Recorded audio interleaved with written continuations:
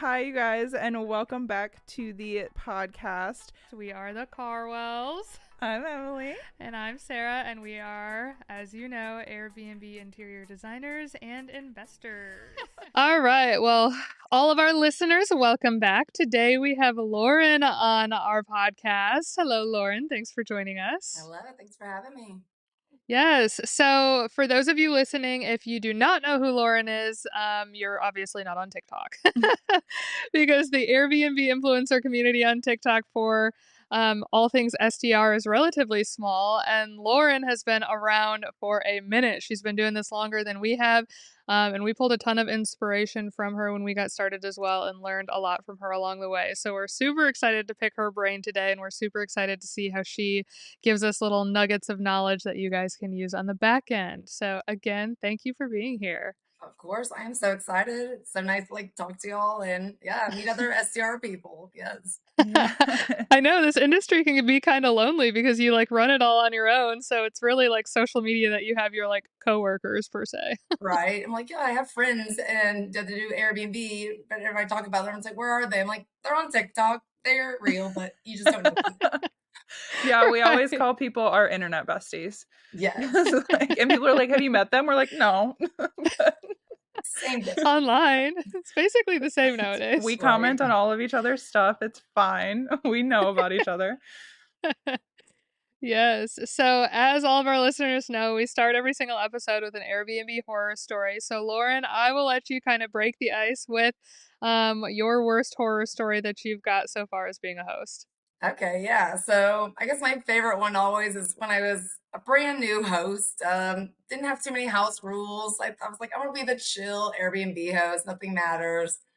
So I let a family. This is like during COVID. Let a family with three young children stay for like 5 months, and it seemed to be going well until they checked out. I went to go clean with my cleaning team.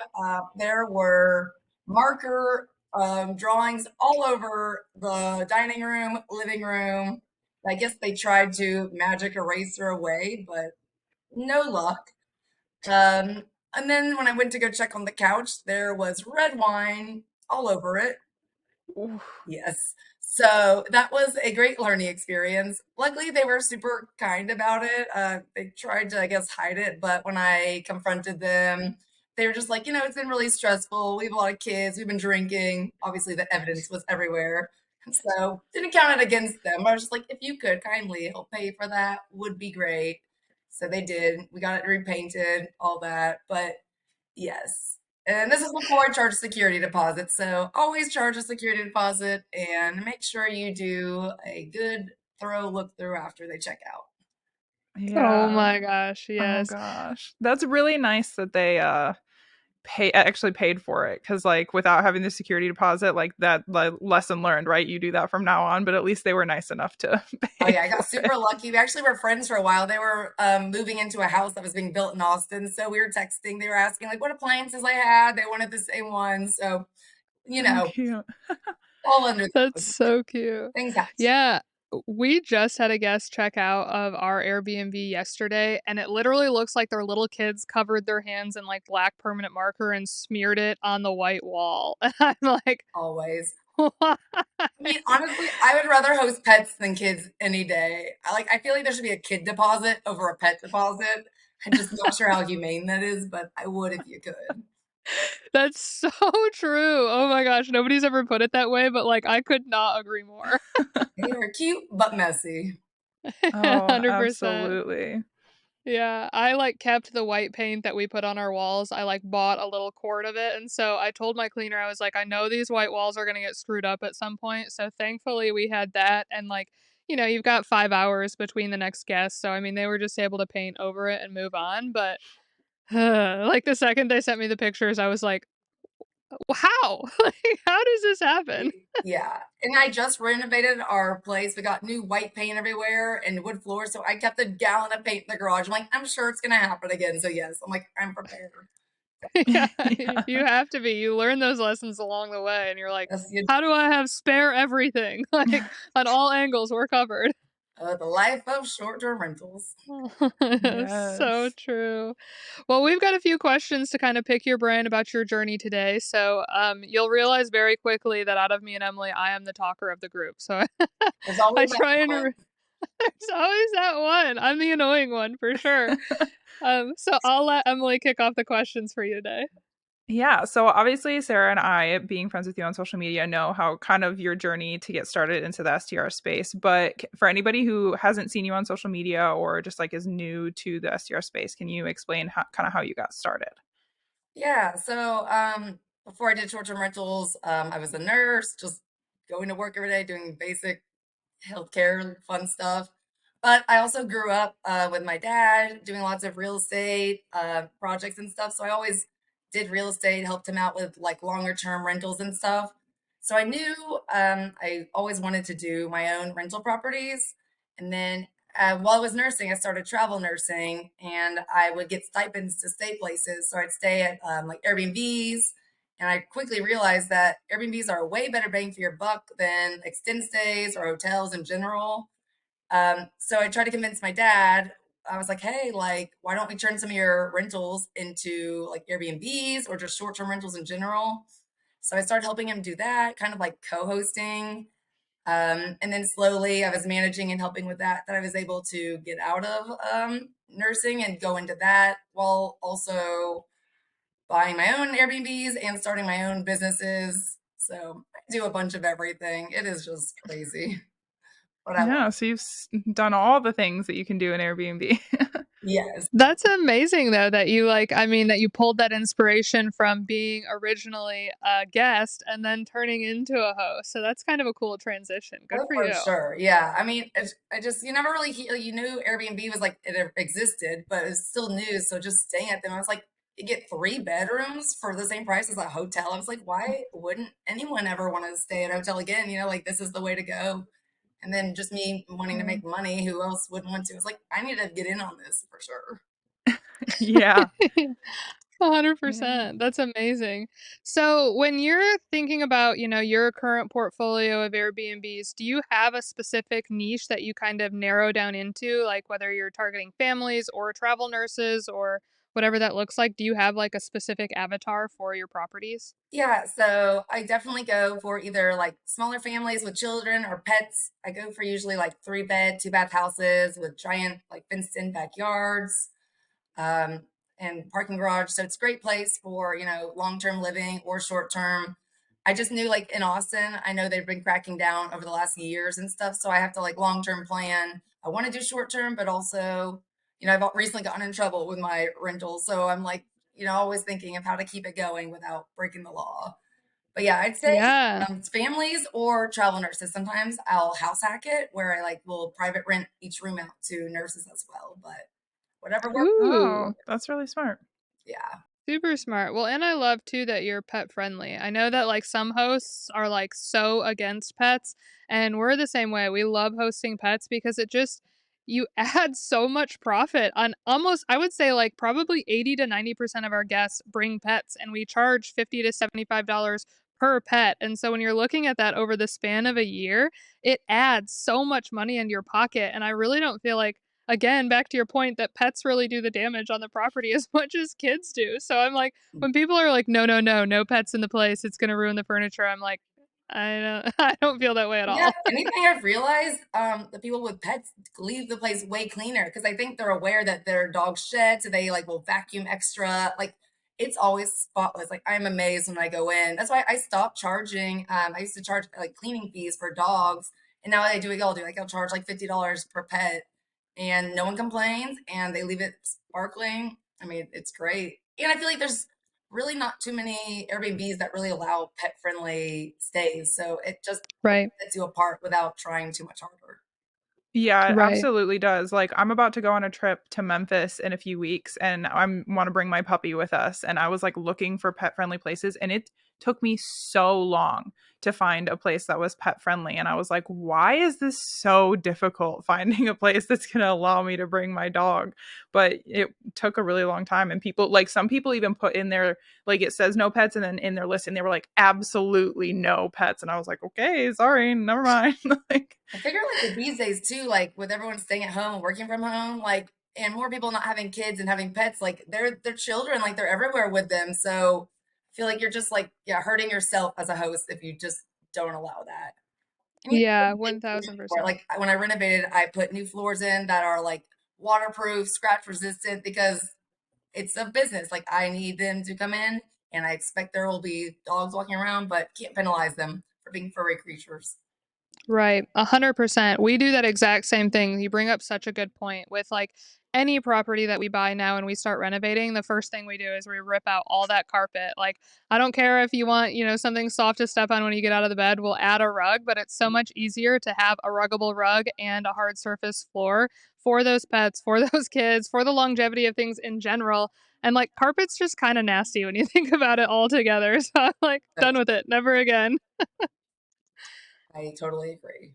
yeah. And if you think about like the number of people that are coming in and out of that Airbnb and like all over that carpet, I mean, even nope. same with just like rugs. I get grossed out. I have like 50 different rugs we go through. We just wash them off. Like when you get out the shower, you want something soft, but it's like I don't want it soft and then moist and other people's feet on there. So yeah, I'm always thinking about Yeah. No, definitely not. Definitely not.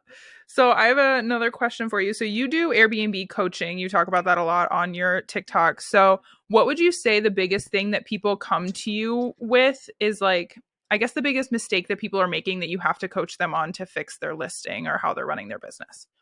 yeah, a lot of it's just the basic knowledge too. Like they think they can do everything on their own. They're like, I'm gonna clean the place. I'm just gonna message everyone. I don't need help. So it's basic, just like, getting the management down, helping them like figure out how to hire a crew, how to automate their messages.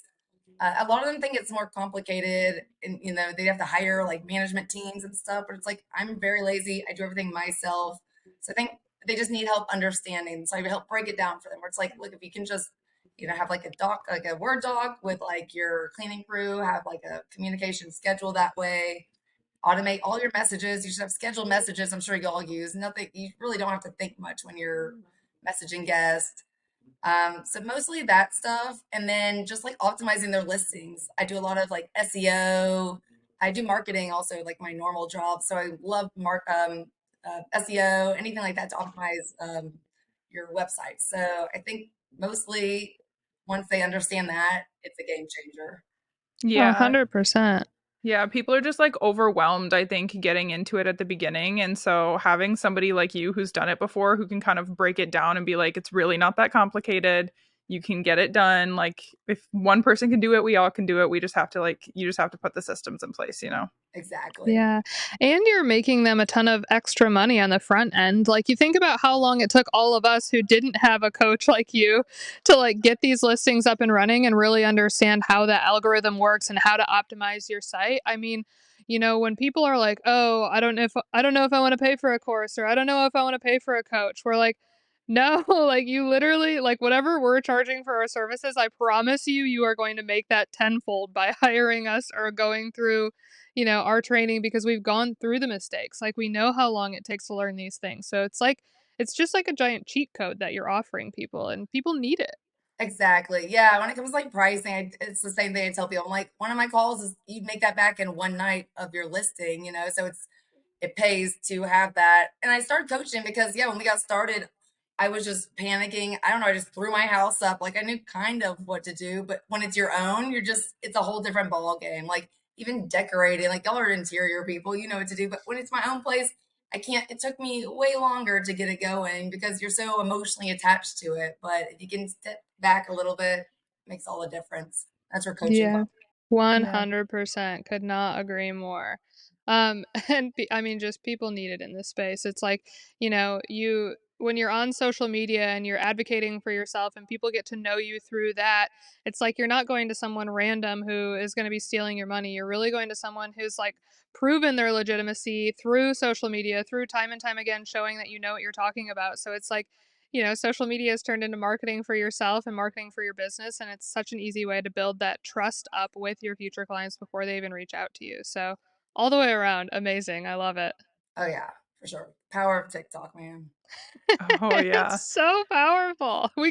I'm not even going to go down that tangent because I have so much to say about social media in general, but Right. power of TikTok. Amen. Okay, I've got another question for you. What prompted you to leave nursing to pursue short-term rentals? I mean, obviously your dad was a part of it, but was there like were you ready to get out of nursing? Were you like losing passion for it, or what kind of made you finally take that leap?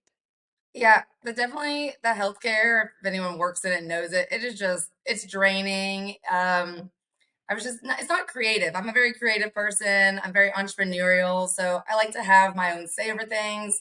Whereas I'd always get in trouble as a nurse. I did my job right, but I'd be like looking on Zillow at houses and they'd be like, Lauren, I'm like, well, I'm done with work. Like, I'm just checking out stuff. So I just knew I had to get out and do my own thing. So that's what I did. I travel nurse so I could save up enough money. I knew the second I had enough for a down payment on a house, I was out of there. And that's exactly what I did. I quit, bought a house, and just was like, Dad, I might have to live in y'all's house if I can't figure this out for a second, but I refuse to go back. I'm gonna do real estate. I'm gonna do my businesses. And it worked out. So love that.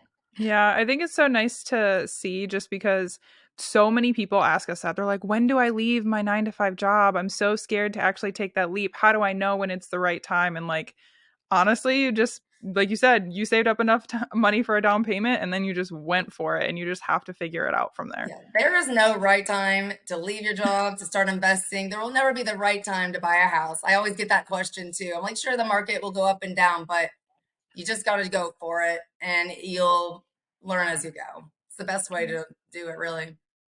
100%. So, and I know a lot of people, I mean, they'll look at, people in the SDR space, and there's so many gurus out there that are like, oh, I have 150 doors, I have 18 houses, I have 20 million in real estate, like all these crazy numbers. And so it seems so overwhelming for someone who's just starting out with their first one to feel like like that one could replace their income. But when you're talking about like nursing, or for us in architecture or in fashion, like, it's not like we're getting paid insane amounts of money that we have to replace. Like, literally one house replaced my architecture income, right? Like, I'm sure same for you. It's like one or two properties and all of a sudden you're making the same amount that you were in a year working 40 hours plus a week, and now you're working so much less making the same amount of money. So that's why I think that, people really, really connect with you specifically, is because you've got such a relatable story of being a nurse and being like, look, this is not that giant of a gap to leap to make sure that your family or you have financial freedom in real estate. So I'm sure that's why, there's so many people out there that hear your story and they're like, holy crap, if she did it, I can do it too. Exactly. And that's why I started my TikTok account. I just wanted people to know, like, you don't need thousands of properties. Like, really, my goal is just to have 5 Airbnbs by the end of like 2030. I'm giving myself that much time. Like, that's all you need to really, I mean, just my one, I'm financially free with it. It's crazy. Like, you're right. You don't need a lot. And I want people to know that you can do it with your basic 9 to 5 job. You don't have to be some millionaire to get started. That's why I like teaching people about co-hosting and arbitrage, all these other ways that no one learns about in school because they don't teach you that. Right. Yeah. You Yeah, bring up exactly. You bring up an interesting point too about like wanting your specific portfolio to be 5 properties deep by like 2030. I mean, that's such a breath of fresh air because there's so many people in the real estate space that are like just 100 miles an hour, right? They're like scaling as fast as humanly possible. And it like doesn't leave space in the narrative for people like you or for people like us who are like, look, you can really simplify this. Like, if you want to get super selfish and your main goal is to have as much free time as possible and live a more simple life where you're not like, maybe you're not making a gazillion dollars a year, but you literally are only working 3 hours a week and you're making 6 figures, that's totally possible here. Like, you can build something like that in a year or two and you can have a few properties and be done. Like, be like, you know what? I don't want to be part of hustle culture anymore. I don't want to like build this into this massive empire. I just want my free time back. I want peace of mind. I want financial freedom, and I want to just be left alone. And that's exactly why I quit nursing to do this. I had no free time. I was just like, I only worked 3 days a week, but the days I wasn't working, I was either sleeping or sick because of working. And I want people to know that you can do. I'm very lazy. I tell people that you don't have to be very smart or very involved or financially free, like independent to do like real estate. And it is such a great thing. You do see all those gurus who do like talk about their 1,000 doors and how they're making millions. And sure, you can, but that's not sustainable. Like realistically, you're going to burn out. And it's, on social media, they only show you the good stuff, where I like to show the realistic sides of it, where like anyone can do this and at a slower pace. Yes, 100%. Get out of that rat race and realize it's your own pace. Oh yeah. So true. Yeah, time freedom beats any kind of amount of financial money. I sure you need money to survive, but I like just working my 3, 4 hours a day, making what I do. I don't make millions. I don't need millions, but I'm fine. Yeah. Yeah. Yeah, I was gonna ask too. So, like, you said that you want 5 properties by 2030. So, kind of, where do you see your Airbnb journey taking you as far as like where do you want those properties to be? Do you want them to be in the same area? Do you think you'll just stop at the five and kind of just like essentially retire yourself and be able to just relax and continue going on those, or will you look into selling them? Do you have like a plan? I guess is really the question. Yeah, so definitely I'm looking out of state. I love California is my favorite. I'm looking at properties out there in like Santa Monica, San Diego. Would love to invest some there. But I'm also always looking in Austin just because it's growing. I mean, it's crazy the growth we've seen in just like 5 years. And since I'm from here, it's just natural to want to expand here as well. So yeah, I definitely want to keep local, but also like a second home vacation type home that I can go travel to, manage, and rent out when I'm not there.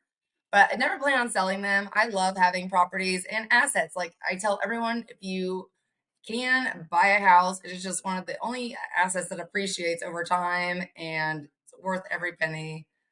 But yeah, ideally after 5, I love coaching. Like I was born to be a teacher and I'm a better teacher. I'm better do as I say, not as I do. So I would love to continue just putting out more courses.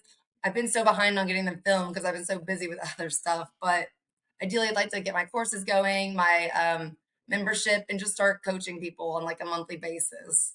That's where I'm passionate about, and teaching others how to accumulate the same type of success and wealth.